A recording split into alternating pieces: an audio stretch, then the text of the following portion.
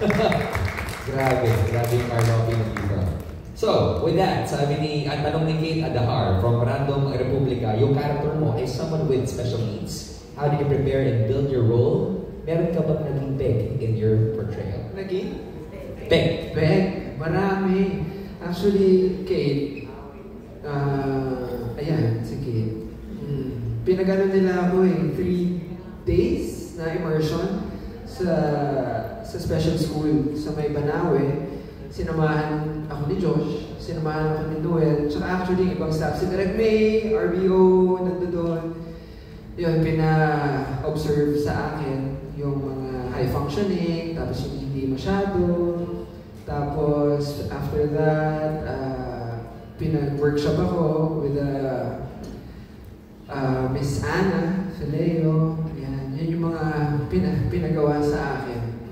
Tapos syempre, sa tulong din ni Direk May, binuo namin kung paano gumalaw kasama ko si Noel, yung younger version ni Matmat. Dapat kasi align yung galaw niya, yung pinapapanood sa akin, nire-record nila habang nag-workshop kami. Ganon yung mga ginawa namin. Mr. Yu, can you refresh my memory? Ito po ako, Mr. Yu.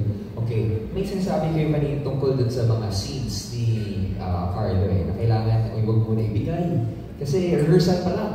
Hindi, kasi pag mga eksena na pinapanood ko kasi, at saka pag alam ko mabibigat yung eksena, kung hindi ko napapanood, pinakikinggan ko muna. Tapos pag rehearsal, kasi rehearsal pa lang kung ibigay na si Carlo, parang grabe naman to, hindi naman isa, dalawang take, kasi maraming anggulo Parang ibigay mo sa una hanggang 3, pangit pang 5, pang 7, di ba? Pero kaya pa rin ibigay. Saan nagagaling yun? At saka, ang husay, kasi hindi nga madali Hindi na madali yung pag-iisip, kasi mental, di ba? May dialogue pa, yung paano siya magsalita, paano mo siya gulaw. Parang yung totality, hindi talaga madali, pero nagawa naman ni Carlo. Kaya parang, pag nasa zone siya, walang pwede mo ba? Nairoon gusto mong cake na Papadala akong cake sa house mo. Sa panos ka, sa panos. Yung sabi ko sa akin, yung alam mo na pag nasa zone, hindi mo siya pwedeng galawin. Kasi naiintindihan mo bilang katrabaho na hindi mo din ginagawa. Pero na-appreciate mo kasi lahat kami magkakasama kami halos, lalo na pag sa ospital, magkakasama kami sa eksena. Nagre-respetohan kami. At yung respeto namin, ibigay yung space. Yung respeto namin na alam naman na bawat isa yung character nila na may panahon para mag-prepare. Nandun kami sa ganung pagrespeto sa bawat isa.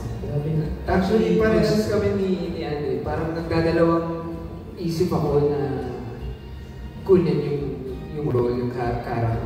Miss Des na ito. Napatingin si Miss Des sa'yo. Kasi natakot ako. Kakasabay lang ni Miss Des sa akin, per take ang bayad kay Carlo Aquino. Sobra! Kaya ganun yung mga binibigay naman yung per take.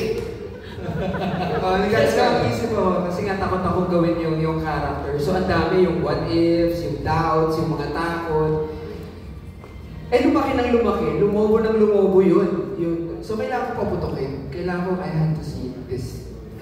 Kailangan ko, kung mag-fail ako, at least ginawa ko, tinry ko. At saka naniwala ako kasi nung nagkita-kita kami for the first time, May ba or June? Yeah. Yung sit down natin, nag-open up ako kay Josh yung mga pinagdaanan ko sa buhay. Tapos siya din, naging ganun siya sa akin. Sabi ko, okay na to, okay na ako. Medyo naging kampante ako. Tapos si Ann, late dumating, joke lang. Hindi, kasi late talaga yung call niya. May showtime. Ganun siyang show. Hindi, siya gusto ni Direk May, kayo muna as brothers. Tapos biglang sisingit ako kasi kung ano ka. Ayan, Mia. So yun, naging kampante ako nung nakasama ko sila dun sa sit down.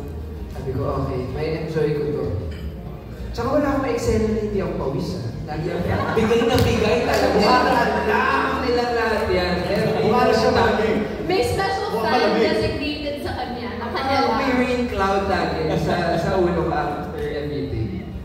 I enjoy. Binigay mo kasi lahat Tsaka pag sobrang pasasalamat ko kay RBO, kay Direk May, na every time na may naditirail ako, yung nawawala ako sa sinasagip nila. Kasi nga hindi madali talaga. So, yeah. I see Direk May.